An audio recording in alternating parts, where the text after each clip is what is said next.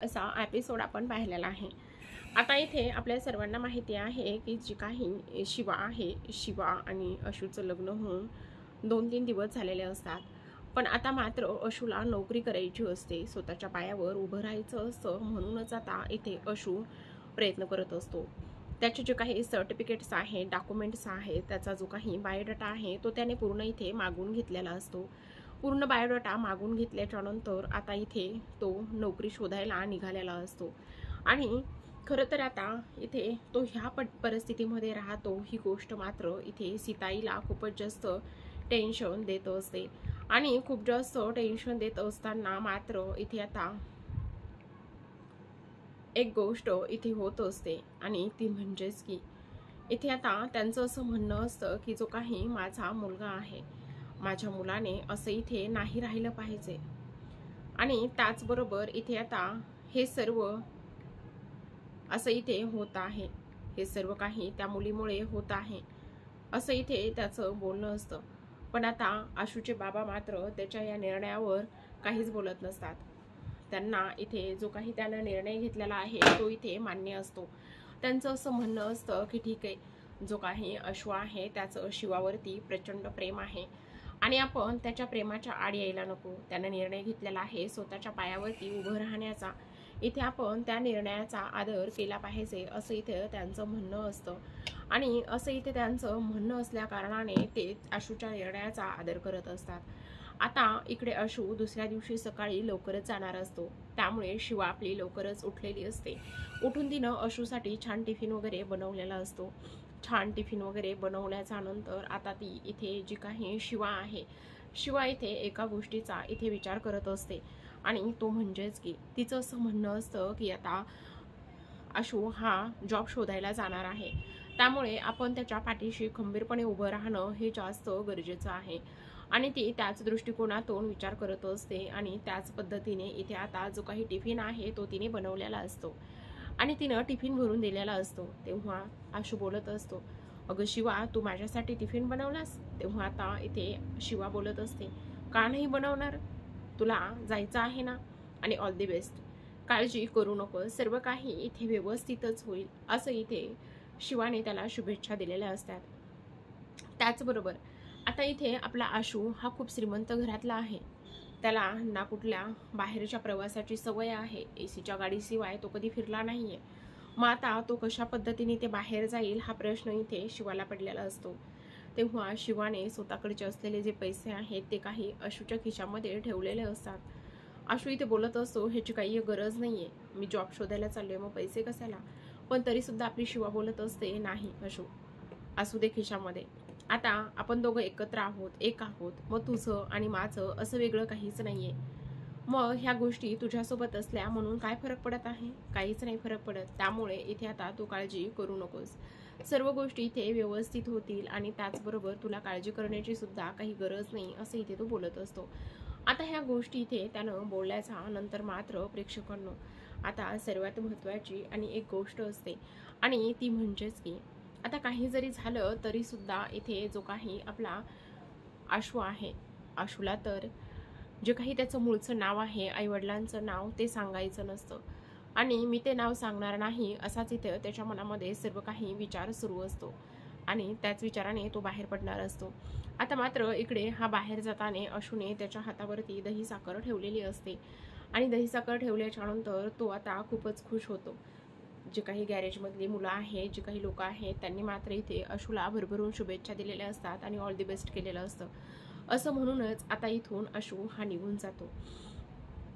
आता हा मी म्हटले, आशू हा आपला एकदमच नाजूक आणि त्याला व्यवहार ज्ञान किंवा बाहेरच्या जगाशी जास्त काही संपर्क आलेला नाही आणि काही संपर्क न आल्यामुळे आता इथे बसमध्ये कसं चढायचं, कसं उतरायचं, कशा पद्धतीने प्रवास करायचा, लोकलचा असो किंवा बसचा असो किंवा रिक्षाचा असो किंवा पायंदळी प्रवास असो, ह्या गोष्टी त्याला माहिती नसतात। खरं तर शिवाने त्याला बऱ्याच काही गोष्टी इथे सांगितलेल्या असतात आणि दगदग करू नकोस, हे पैसे दिलेत, रिक्षा करून जा, टॅक्सी करून जा वगैरे वगैरे, ह्या सर्व गोष्टी सांगितल्यावर सुद्धा आपला इथे जो काही आशू आहे, आशू इथे बसमध्ये चढण्याचा खूप प्रयत्न करतो, पण त्याला बसमध्ये चढता येत नाही किंवा त्याला जागा सुद्धा भेटत नाही। शेवटी तो चालत चालत जो काही ॲड्रेस असतो त्या ॲड्रेसवर जातो त्या ॲड्रेसवरती गेल्याच्यानंतर तिथे तो चौकशी करतो रिसेप्शनवर आणि स्वतःचं नाव सांगतो. स्वतःचं नाव सांगितल्याच्यानंतर रिसेप्शनिस्ट आतमध्ये बॉसना इन्फॉर्म करते आणि इन्फॉर्म केल्याच्यानंतर आता इथे ते बाहेर येतात आणि बाहेर आल्याच्यानंतर आशूला ग्रीट करतात. त्याचबरोबर तुम्हाला कोण ओळखत नाही आणि तुम्ही एवढे मोठे आहात, त्यामुळे तुमचा इंटरव्ह्यू कसला, तुम्हाला इंटरव्ह्यू देण्याची काहीच गरज नाही आहे. चला तुम्ही असंच इथे, तुम्हाला मी अशीच इथे नोकरी वगैरे देतो असं इथे ते बोलतात. तेव्हा आशू बोलत असतो, नाही, तुम्ही जर माझा इंटरव्ह्यू घेऊन मला नोकरी देणार असाल तरच मी नोकरी करायला तयार आहे. मला माझ्या जुन्या ओळखीवर किंवा माझ्या वडिलांच्या नावावर मला नोकरी नको आहे. तुम्ही माझा व्यवस्थित इंटरव्ह्यू घ्या आणि मगच मला मी क्वालिफाय असेल तरच मला तुम्ही नोकरी द्या, असं इथे तो बोलत असतो. आता तेव्हा मात्र त्या साहेबांना याचा इंटरव्ह्यू कसा घ्यायचा, हे एवढ्या मोठ्या कंपनीचा मालक आहे आणि मी ह्याचा इंटरव्ह्यू घेऊन असं नाही करू शकत, उद्या हा ह्याच्या कंपनीमध्ये सुद्धा जाऊ शकतो. तेव्हा ते साहेब बोललेले असतात की तुम्ही इथे कोणाला नको आहात आणि तुम्ही जर आमच्या कंपनीमध्ये आलात तर आमचा फायदाच होणार आहे. पण इथे आशू बोलत असतो, नाही, तुम्ही मला जुन्या ओळखीनुसार घेणार असाल तर मी येणार नाही. तेव्हा आशू तिथून निघून जातो. असाच चालत चालत 2-3 ठिकाणी तो जात असतो, पण सेम त्याच पद्धतीने सर्व काही तसंच होतं. त्याला जुन्या नावावरूनच ओळखतात आणि ह्याला तर इथे आता जुन्या नावावरून कुठलीच गोष्ट करायची नसते. कुठल्याच गोष्टी इथे जुन्या नावावरून करायच्या नसतात, म्हणून त्याची इथे धडपड सुरू असते. पण आता प्रेक्षकांनो, हे सगळं काही शक्य होईल का? आता थकलेला जो काही आशू आहे तो एका ठिकाणी इथे बसतो आणि तेवढ्यात त्याला इथे फोन येत असतो शिवाचा. ती बोलत असते, आशू तू जेवलास का? तू जेवला नसलास तर जेवून घे आणि त्यासोबत काळजी करू नको, सर्व काही ठीक होईल. तेव्हा इथे आशू तिला बोलत असतो, तू जेवलीस का? तेव्हा आता इथे शिवा बोलत असते, नाही, हे काय मी सुद्धा जेवणारच आहे, म्हणून तर तुला फोन केलाय.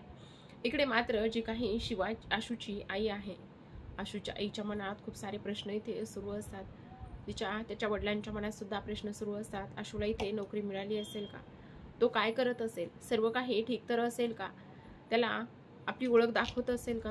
त्यानं काय करायचं, आपण त्याच्यासाठी काय करू शकतो, हे प्रश्न आता इथे त्यांच्या मनामध्ये सुरू असतात. तर प्रेक्षकांनो, इकडे दुसऱ्या बाजूला ज्या काही आपली या आजी आहेत, आजी मात्र इथे आता गॅरेजच्या मुलांसोबत मिळून एक प्लॅन बनवत असतात.